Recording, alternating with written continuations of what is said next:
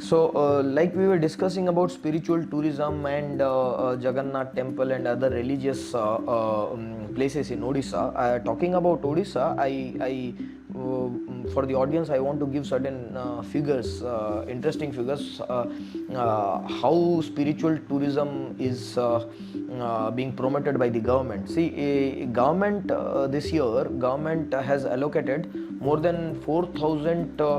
220 crores for development of religious site in Odisha, 800 crores for Sri Mandir Parikrama Prakalpa, which was famous, which got inaugurated in the month of January.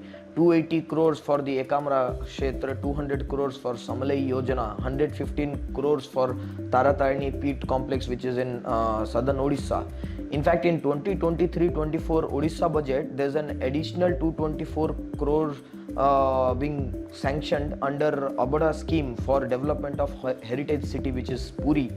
150 crores for integrated development of heritage and monuments and tourism destination. 600 crores for overall development of tourism sector, and 400 crores for just tourist infrastructure, and 157 crores to promote our tourism of Odisha across not just the country but also abroad, and 30 crores for Varisht Nagrik Tirth, for senior citizen. So Varisht Nagrik Tirth Yatra Yojana, and many more. So because you have started your journey from Odisha, and now of course you are pan India and going abroad, but what are the unique aspects of tourism in Odisha, and what are the opportunities that it presents to the entrepreneurs in Odisha? Yeah, so like again, I would say Odisha is not just about Bhubaneswar, Puri, and Correct. Konark. Okay, so it's a beautiful state, and there is a lot of potential in this state.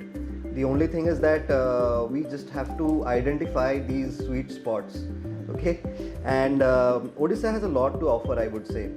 We have beautiful forests, we have very nice wildlife, and if you travel to South Odisha, the tribal areas are one of the most beautiful places in India, because Odisha has about 62 different tribes, which is the highest in any state in India.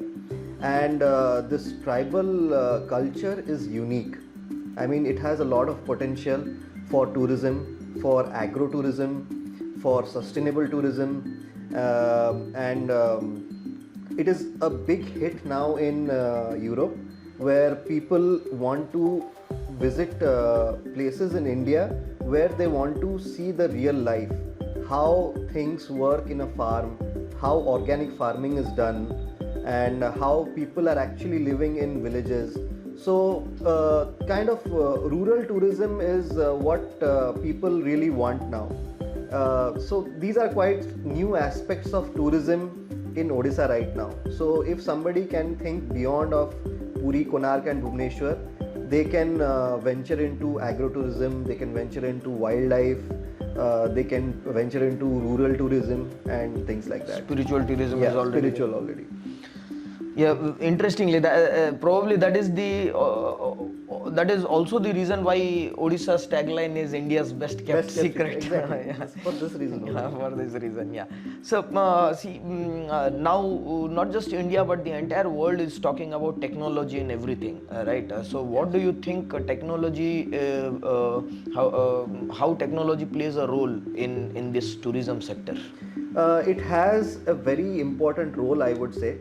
I mean, like in tourism now, I'll give you an example. There are these portals now. Before it was like when a person wanted to book a hotel, it was very difficult. They had to do it Correct. through a travel agent.